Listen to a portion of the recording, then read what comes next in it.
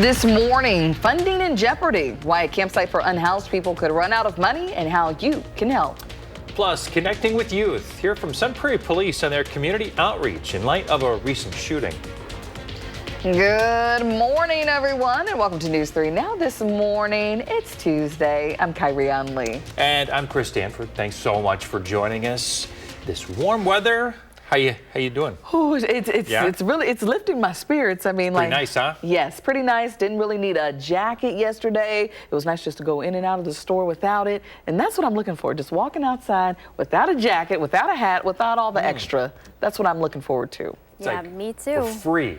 Exactly. Free once again. Yes. Yeah, I have a jacket on this morning, even though it's not that cold outside. I left my hat inside. We're at 43 right now. Temperatures actually did fall all the way down to 36 briefly, but we've stayed pretty steady in the lower to even mid 40s across most of the rest of Dane County through the morning. Even Monroe held on to 50. They're now down to 46. Not a bad start to our day at all. And temperatures are only going to rise throughout the day and in the coming days, at least through Friday afternoon. The only thing to note out of this morning, aside of the warm temperatures, it is pretty breezy out there. Winds right now, at least gusts are ranging about 15 to 20 miles per hour. Sustained winds a little bit quieter than that. Plenty of sunshine though, with a high near 50. We'll talk about even warmer temperatures and your alert day Friday, the reasoning behind that coming up. Savannah, thank you. To our top stories now. A campsite on Madison's east side for those experiencing homelessness could soon be running out of funding. The community has recently become a much safer place for those living there. It's after its early days when police calls and complaints were pretty common.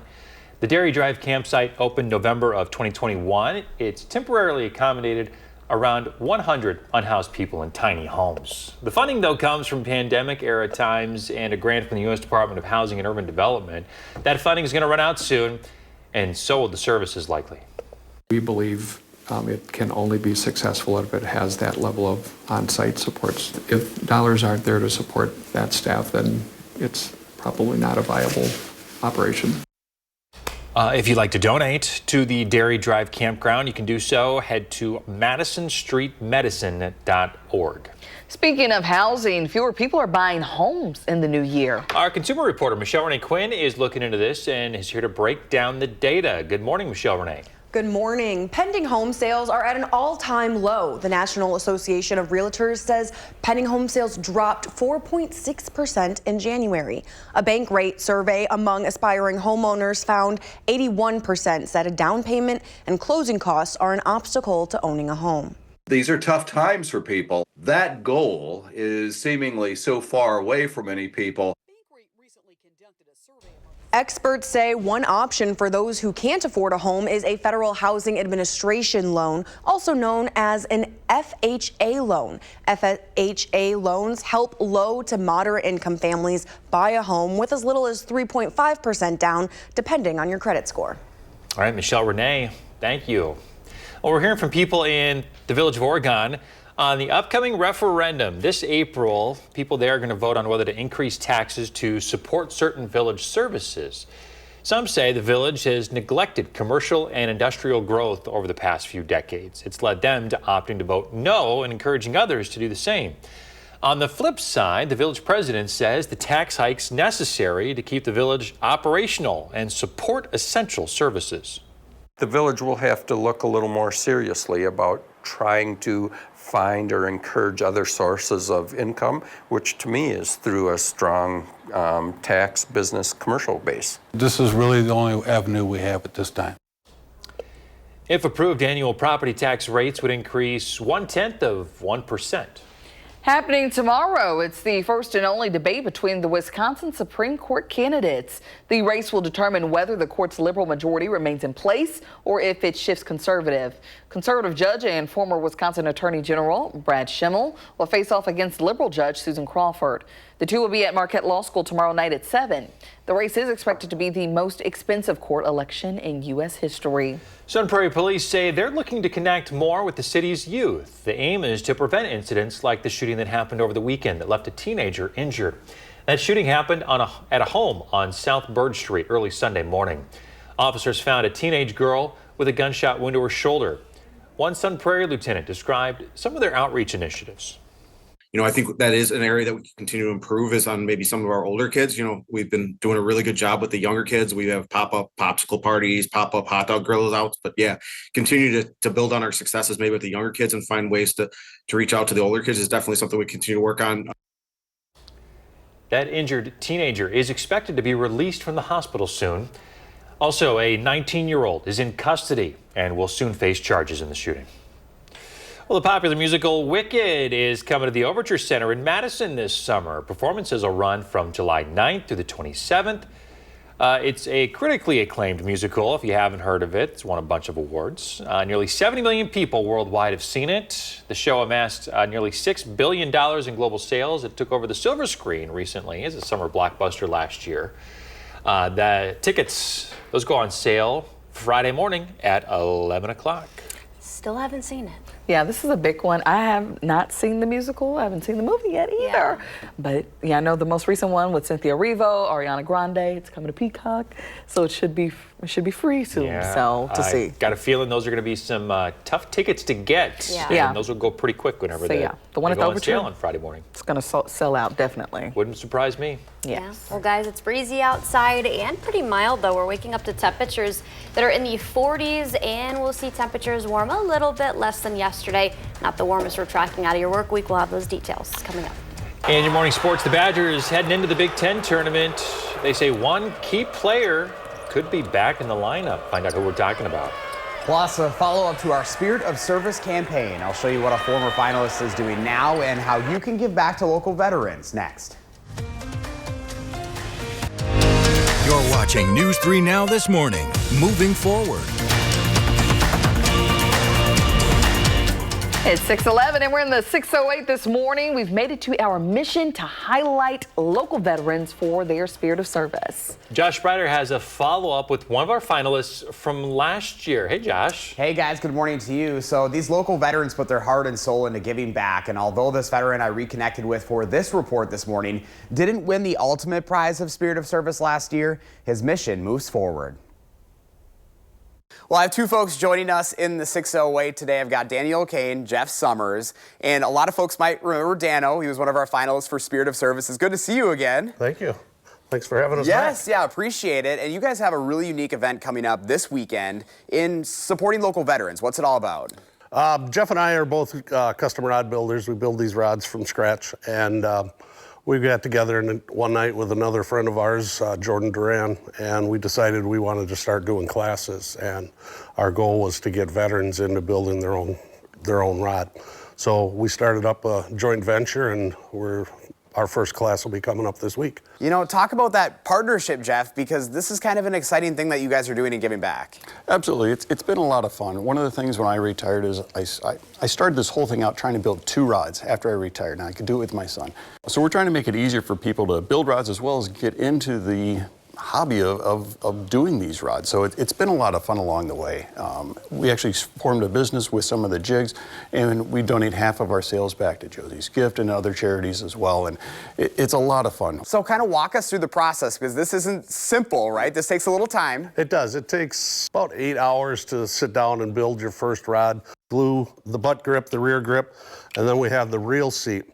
The reel seat comes and it's really loose on there. As we take down, we use masking tape and we build up arbors so that fits on there snug and it centers everything. From there, we go into adding a guide on. There's no tying when we do the guide wraps and everything. The one part about rod building is there's no right way or no wrong way. It's whatever works for you. Yep, putting the thread on there, wrapped it around a couple times, and then you cross that thread over. So once you get it started, then you get rid of the tag end, pushing the threads together to make sure they're nice and tight. So it's a nice consistent color, and then it's just a matter of building it up.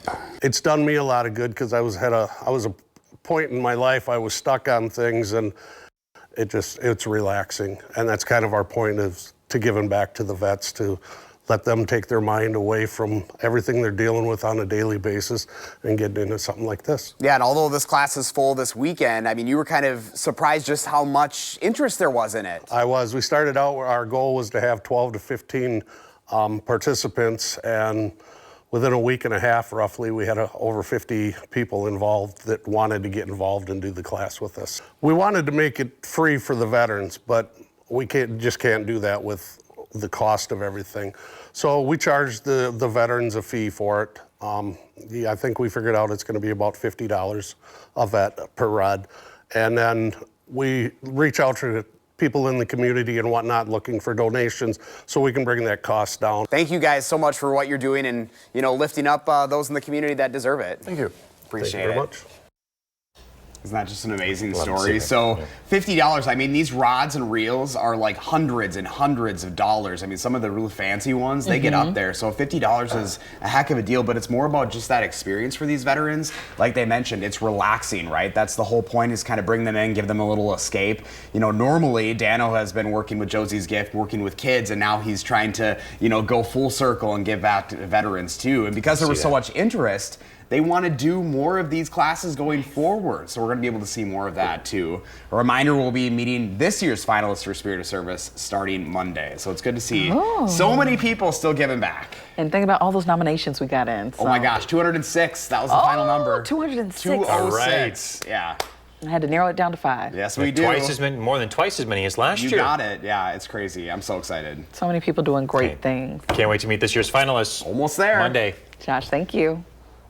Well, let's check in now with meteorologist Savannah Brito, who's here now with your first warning of weather. What are we looking like out there? Yeah, guys, it's pretty warm start to today at least. Temperatures mostly across all of Dane County. We're sitting in the lower to even mid-40s, 43 currently in Madison. We got a couple of spots that are a lot cooler than that, though. Boscobel's at 29, and some temperatures that are warmer than that, 46 in Monroe and Wisconsin Dells, even close to 50 in Milwaukee. So temperatures across southern Wisconsin all over the place, but later in the day, everyone will see a high right near the 50-degree mark. Also going to be breezy. Winds will be a little bit of a factor, not in comparison to yesterday, but overall winds gusting up to about 15 to 20 miles per hour. We're seeing more reports northwest of Madison, and even Watertown now reporting 16 miles per hour. Everyone's pretty much going to see that increase at least briefly until mid to late morning, and then we'll luckily be talking about those winds decreasing. A big warm-up to talk about, though, will be a high of 49 later in the day, 59 by Wednesday, though, so just a day's span. We get back to kind of where we were sitting yesterday, at least closer. Thursday up to 63, and then Friday could even see us top out all across southern Wisconsin up to 72. That'll be dependent on if that warm front's able to lift north. If it is, we'll be warmer, and with that also comes a chance of isolated severe storms. Basically Madison, southwestward, and also northwest up towards La Crosse. Those areas have the best chance of seeing severe weather. We're looking at late in the afternoon, and that will continue in the early evening and even early nighttime hours. This is the system eventually that's going to form out over Texas, Decatur, St. Louis, Paducah, all those areas included in that deep red color. That's the focal point for severe weather. But yes, we are likely going to see a marginal severe threat. That would be a 1 out of 5 when you're talking about those levels of severe weather. Get into portions of southwestern Wisconsin, including Madison, and then basically areas towards Kenosha, south of Milwaukee. We'll see that warm front likely lift north. If we're able to see that, we would see lift and also some minor instability. It'll kind of depend on how much deep level moisture we'll able to see. Definitely going to see areas south of here see that, but up here in southern Wisconsin, I do still think we have that chance. That's why we're leaving those alert day conditions in place. It will be cooler after that. Behind the low that moves out of here, we could even see some light snow showers Saturday into Sunday.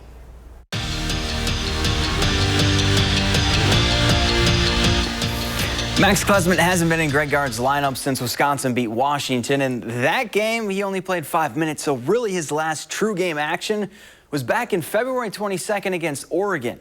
Well, that appears to be changing. The Badgers posted a picture on Instagram of the senior guard participating in practice with the caption, "Good to have you back, Max." And that would be a big boost for the team just in time for the Big Ten tournament. And his presence on the court has been missed. The Badgers head to Indy, losers of 3 of their final 5 games in the regular season, including Saturday's spoiled senior day to the Nittany Lions. But none of that matters now. Everyone has a clean slate, and the head Badger believes his team will bounce back later this week. I remember when 4 2014, we lost the last regular season game at Nebraska, and then it was kind of a all right bouncing point, so to speak. So as I said, the response will be the big thing, and I have full faith that these guys will respond because they're competitive. They know this is not, this wasn't a good performance. It was a massive day in the NFL with the free agency frenzy period kicking off on Monday afternoon. And the Packers, well, they needed a couple pieces. Receiver, they didn't get one yet. Another pass rusher, all quiet on that front too. Instead, their first move in the league's new year, signing former 49er guard Aaron Banks to a 4-year, $77 million deal. Now, over the past 3 seasons, he's started 43 games, so with Banks coming in to play guard, expect either Elton Jenkins or Sean Ryan to move over to center for the upcoming season. But Green Bay didn't stop there. Their next move, signing quarterback Nate Hobbs to a 4-year, $48 million deal. He spent the past 4 years in Las Vegas, where he tallied 3 sacks, picked off 3 passes, and forced 3 fumbles. Hobbs was a slot corner with the Raiders, but is expected to move outside for the Packers. And that's it for Morning Sports. Have a great day. Well, still ahead, the best of the best at the biggest dog show in the world. And more right after this. John, some nice flowers for us this morning, giving us a real spring-like vibes, which is all the vibes I'm feeling the past couple of days. Oh so my gosh. Yeah, with the I'm warm down. weather, I mean, the sunshine that we've been seeing, it's nice. Yes, can't go wrong there. John, thank you. Saw a ladybug outside yesterday. I did too. I did not. Already. Yeah, I'm telling you. All right, well, trending this morning, there's a new top dog in the dog show world. So Crufts, it's like the Westminster, but even bigger, gave out its top prize to an Italian Whippet. 4 years old, her handler describes her as the sweetest dog. She's the first Italian dog to win the coveted Best in Show at the event, and the 4th Whippet to win the prize. About 6 times as many dogs compete at Crufts compared to the Westminster Dog Show, the famed one in New York City. I've never heard of a Whippet. No. Apparently that's it. Let's see. Definitely interesting looking Doesn't even dog. look real. It looks like fake. So, anyway, a new poll shows how younger Americans are experiencing peak stress now earlier than everyone. A survey of a couple thousand adults found that most people burn out now around 42 years old. For Gen Z and millennial adults who are now 18 to 44, the highest point of their stress happens a lot younger, at 25 years of age. When they asked what's their biggest concern, finances, politics, work, physical health, all top the list. I could see this. Yeah. I think this post-COVID world, I think things are different now, and I think it's a lot easier to stress out. And I know the younger generations, there's a lot more pressure too. Yeah. So I can see it. Yeah, I'm totally on board with this here. Absolutely. Well, we're continuing our coverage of It's Almost Severe Weather Awareness Week in the state of Wisconsin, so we're going to focus on severe weather questions. A tornado that touches down on a lake or the ocean is known as, is it a water swirl, water spout, water tornado, or water slide? I'm going to go B. I'm going to go B. Water I didn't trick anyone? I really want to answer water-nado. Water-nado. I had to put that one in. I want water-nados to be a thing. Let's just make it a thing. I still left the other answer in for the other one. It's supposed to be water spout. Water spout. It's not water-nado. Yes, water spout. I like water-nado. They should have named it. I do too. Let's make it happen. Petition to rename, right? Yeah. Well, we have a chance of severe weather Friday. We'll have those details coming up. This morning, avoiding a government shutdown, the likelihood of Congress passing a spending bill, and what could tip the scales. I felt betrayed. We deserve better than this. Plus, thousands of people who help veterans could soon lose their jobs. Hear how one vet is fighting for his livelihood. Hey, good morning, everybody. Thanks for tuning in to News 3 Now this morning on a Tuesday. I'm Chris Stanford. And I'm Kyrie Onley. Thanks for waking up this morning. I mean, the Tuesday doesn't sound so bad, especially when we've had such great weather. I know. We're just in this, we're in the pocket right now of nice weather, and we got some more mild temperatures out there to start your Tuesday. Let's check in with Savannah Brito, who's out there. How's it feeling? It's not feeling that bad, but breezy conditions, that's going to remain in place at least through the morning. We had a pretty windy day yesterday that carries over, but by the afternoon, we're going to see the winds finally come down at least a little bit more than our peak wind gusts since midnight, about 15 to 25 miles per hour. And for the most part, that's northwest of Madison, a couple spots eastward, topping out around 15 miles per hour. But it's a very mild start. We've had temperatures that have ranged from those lower to mid 30s and then even into the 40s right now. We did briefly fall in Madison to 36, now right back up to 43, and we do have another mild day on tap.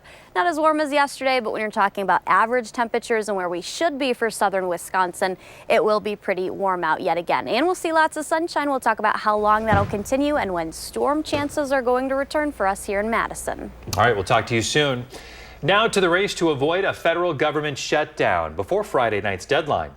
The House could vote on a spending bill today. It would provide funding through the fiscal year. It cuts about $13 billion in domestic spending. It would add money for defense and for immigration and customs enforcement. House Democrats, though, say they'll be united in opposing the plan. They're pushing their own bill that does not include the Republican cuts. Without Democrats, House Speaker Mike Johnson can only lose one Republican vote. Representative Thomas Massey says he opposes the GOP plan, and a few other House Republicans appear to be up in the air. If the House does pass the bill, getting it through the Senate could be even harder. That would require Democratic support. Well, here's what's at stake in a shutdown. It could force essential government employees to work without pay and furlough others. It would disrupt airport security, border crossings, national parks, and more. Now to state politics, the governor's capital budget is out. It recommends more than $4 billion in investments over the next 2 years. It includes $325 million for a corrections reform plan. The plan would bring a series of changes across state prisons. This includes reform for the juvenile justice system. It also includes more than $1.5 billion for projects in the University of Wisconsin system. The State Building Commission will meet on March 25th to vote on capital budget recommendations. It will then move to the Republican-controlled Joint Finance Committee.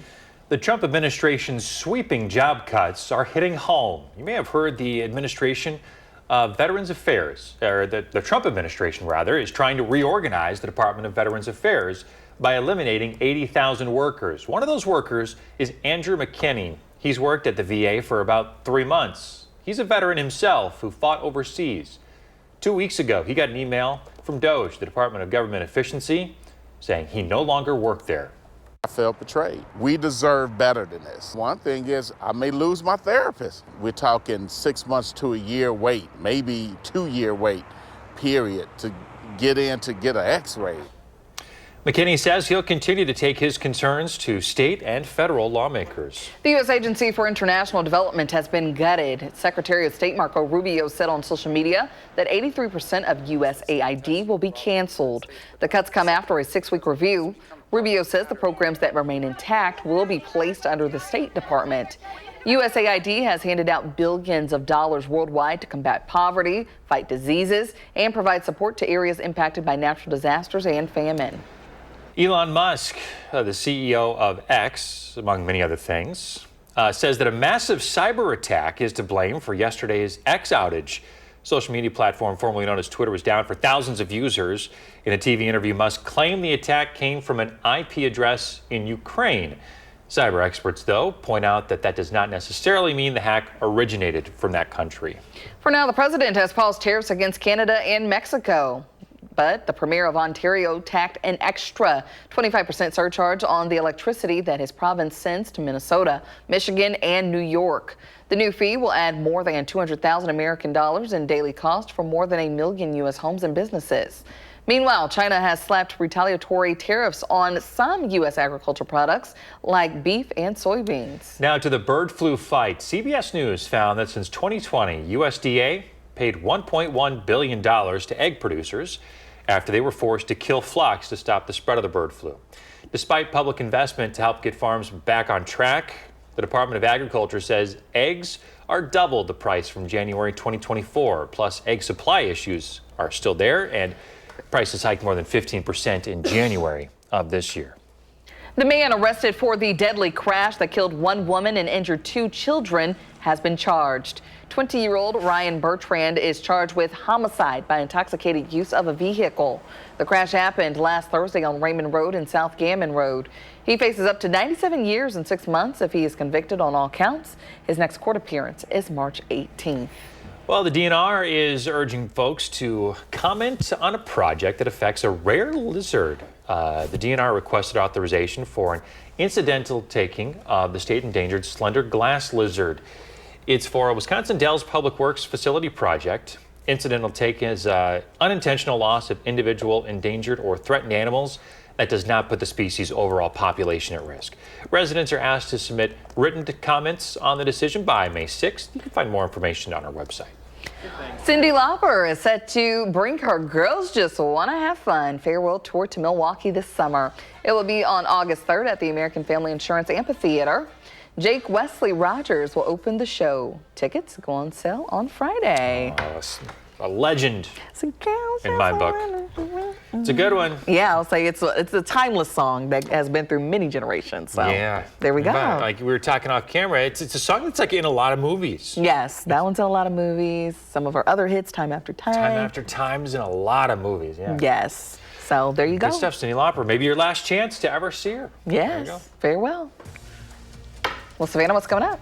Guys, we're tracking warm temperatures continuing a little cooler today, and then we're right back up to near 60 Wednesday. A very big warm up to have the details on Friday could lead to some severe weather. We'll talk about that coming up. Plus, a follow up to our Spirit of Service campaign, what a former finalist is doing now to give. Moving forward. Hi, I'm Kendall. I'm from Watertown, Minnesota. Savannah planned my day. Well, Kendall visiting Madison, you'll see partly to sunny skies, mostly to partly sunny skies. Temperatures, though, right now, 43 under mostly clear skies. We will see temperatures fall another about 2 degrees, and then we'll warm right back up to a high near 50. Lots of sunshine through midday, and then I think we'll see a little bit of cloud cover increase through the rest of the day.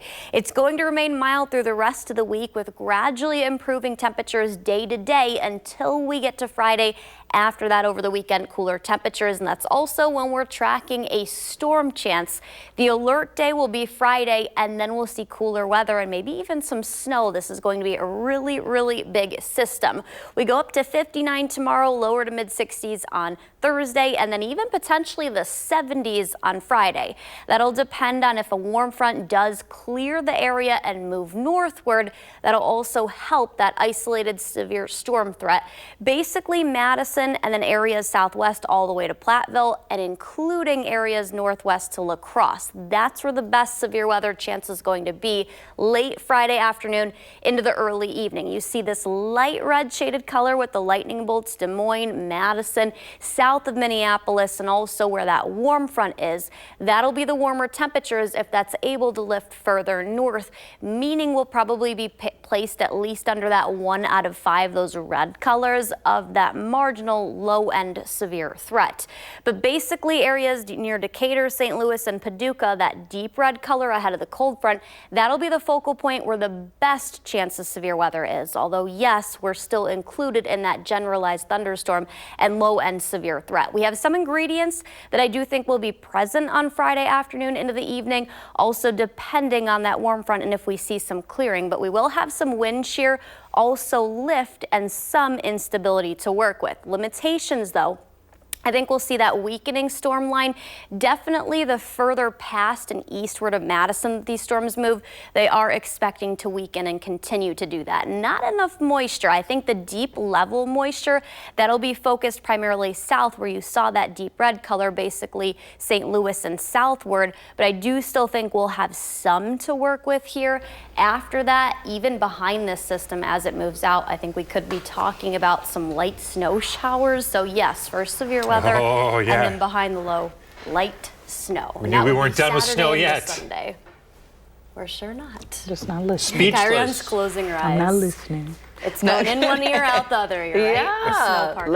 Yeah. Let's just focus on the positive for now. Yeah. That's 70 on the forecast and all the that'll things. be like at least the early part of Friday looks okay, but then that severe threat later in the day. So just be mindful of that. It's that time of year we got to be weather aware. Absolutely. Because severe weather season, those storms can pop up. So make sure you're get that first warn weather app handy to stay ahead of all that stuff. Yeah, monitor the radar, and we'll have all the latest every day. You know it. There you go. Hey, you want Savannah to plan your day? She'd love to. Just record a video like you saw earlier. earlier, share your name, where you're currently located, then send it our way through the website, the First Warn Weather app, Facebook Messenger, email, and then watch to see if you make it on the air. In the 608 today, we've made it our mission to highlight local veterans for their spirit of service. That's right. Our Josh Sprider has a follow-up with one of our finalists from last year. Good morning. Hey, good morning, guys. These local veterans put their heart and soul into giving back. And although this veteran I reconnected with for this report this morning didn't win the ultimate prize of spirit of service last year, his mission moves forward. Well, I have two folks joining us in the 608 today. I've got Daniel Kane, Jeff Summers, and a lot of folks might remember Dano. He was one of our finalists for Spirit of Service. It's good to see you again. Thank you. Thanks for having us Yes, back. yeah, appreciate it. And you guys have a really unique event coming up this weekend in supporting local veterans. What's it all about? Jeff and I are both custom rod builders. We build these rods from scratch, and we got together one night with another friend of ours, Jordan Duran, and we decided we wanted to start doing classes. And our goal was to get veterans into building their own rod. So we started up a joint venture, and our first class will be coming up this week. You know, talk about that partnership, Jeff, because this is kind of an exciting thing that you guys are doing and giving back. Absolutely. It's been a lot of fun. One of the things when I retired is I started this whole thing out trying to build 2 rods after I retired. Now I could do it with my son. So we're trying to make it easier for people to build rods as well as get into the hobby of doing these rods. So it's been a lot of fun along the way.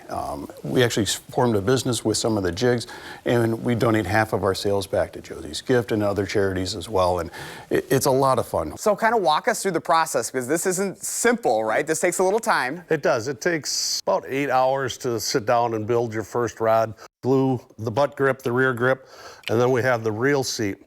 The reel seat comes and it's really loose on there. As we take down, we use masking tape and we build up arbors so that fits on there snug and it centers everything. From there, we go into adding a guide on. There's no tying when we do the guide wraps and everything. The one part about rod building is there's no right way or no wrong way. It's whatever works for you. Yep, putting the thread on there, wrapped it around a couple times, and then you cross that thread over. Once you get it started, then you get rid of the tag end, pushing the threads together to make sure they're nice and tight, so it's a nice consistent color, and then it's just a matter of building it up. It's done me a lot of good because I was a point in my life I was stuck on things, and it's relaxing, and that's kind of our point to giving back to the vets, to let them take their mind away from everything they're dealing with on a daily basis and get into something like this. Yeah, and although this class is full this weekend, I mean, you were kind of surprised just how much interest there was in it. I was. We started out, our goal was to have 12 to 15 participants, and within a week and a half, roughly, we had over 50 people involved that wanted to get involved and do the class with us. We wanted to make it free for the veterans, but we just can't do that with the cost of everything. So we charged the veterans a fee for it. I think we figured out it's going to be about $50 of that per rod. And then we reach out to people in the community and whatnot looking for donations so we can bring that cost down. Thank you guys so much for what you're doing and, lifting up those in the community that deserve it. Thank you. Appreciate Thank you very it. much. These veterans still giving back. If you'd like to learn how you can help his cause, you can go to the story up on channel3000.com. If you remember him last year, Josie's Gift, it focuses on giving back to those kids fighting battles that no kids should have to fight. Right. But now he's doubling down. He's like, I want to give back to veterans too. So there was such a need for this that he's going to be doing more of these moving forward. I know this one's full this weekend that people are sad about, but he's excited because veterans want to do it, and he's going to continue, doing his thing and give it back. In 8 hours, so much hard work and sweat put into that. So Isn't that crazy? Yes. That's how long it goes. I mean, we had to kind of chop that down and to make it look like he could get it done in about 3 minutes. But yeah, it's a big process. I love stuff like that. It's the so attention cool. to detail, Yeah. the craftsmanship. Make it your own. Chef's kiss. I love it. Yes. Thanks, Gotta love Josh. it. You bet. Hey, next week we're going to start meeting the finalists, right? You got it. Starting Monday. All right. Hey, Josh is always looking for inspiration to share in the 608. Got an idea for him? Reach out. Let him know about it.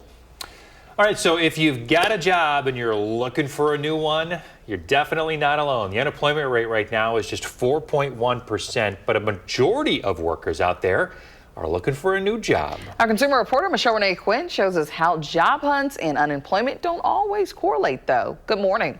Chris, Kyrion, good morning. 54% of respondents in the U.S. want to change jobs this year. Now, that's according to a LinkedIn survey.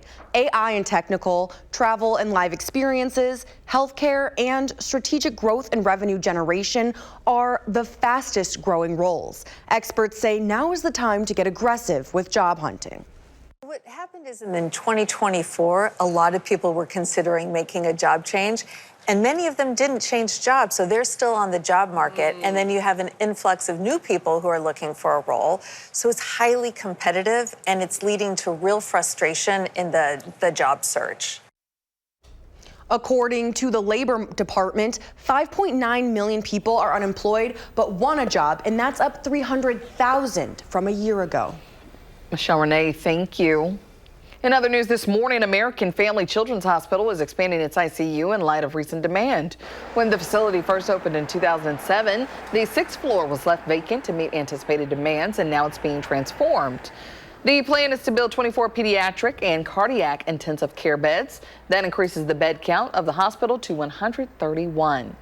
This is a large part due to the need. It's also due to our heart program success, in that we've been taking care of more and more kids with a lot of complex needs. And so that's been taken over about 60%, almost 50-60% at times of our intensive care unit.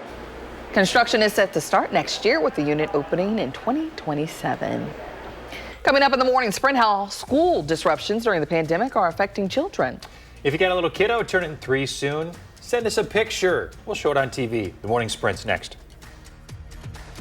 6:53, time for the morning Sprint. The House could vote today on a bill to avoid a government shutdown ahead of Friday's deadline. It provides funding through the fiscal year. House Democrats say they'll be united in opposing the plan. A shutdown could force essential government employees to work without pay. It would disrupt airport security, border crossings, and national parks. The governor's budget recommends more than $4 billion in investments over the next 2 years. It includes $325 million for a corrections reform plan, including more than $1.5 billion for projects in the University of Wisconsin system. The State Building Commission will meet on March 25th to vote on a capital budget recommendation.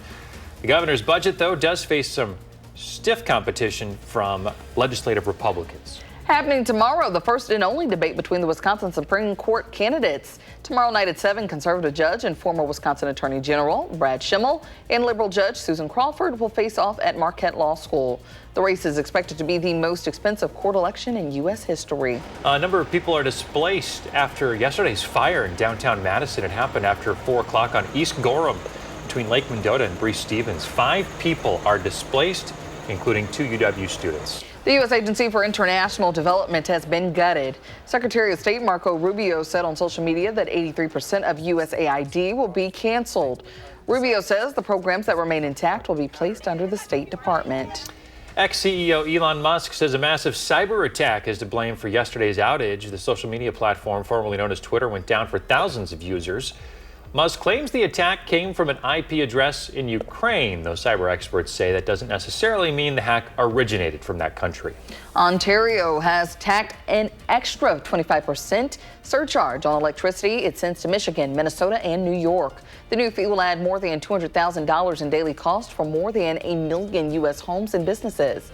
Meanwhile, China has slapped retaliatory tariffs on some U.S. agriculture products like beef and soybeans. A study published in JAMA shows that there was a drop in language, cognitive development, and general knowledge among kids during the pandemic. It's also believed lack of play and in-person interaction played a role. The study's authors say that language and cognitive development scores were dropping even before the pandemic. It'll still be mild this afternoon and breezy, just not as warm nor as windy as what we had yesterday. We'll still be above average with a high expected to be near 50 later today. And then we're back to near 60 tomorrow. We'll also see lots of sunshine today, tomorrow, and even into Thursday. It all's going to change, though, into Friday. Yes, it will be the warmest day out of the next 10 days, but also you see that alert day box. That's because we could see severe weather. That would include not severe weather as far as snow goes, but the other severe weather that includes thunderstorms. So spring storm season's right around the corner. We got to be weather aware. Exactly, yeah, that would be later in the day. So the first half looks okay, warmer, and then the second half, late afternoon, early evening, and nighttime hours. That's when we got to look out for that. So lots to look out for, lots of up and down. Yeah, for sure. All right, Savannah, thank you. We'll have a news and weather update in 30 minutes.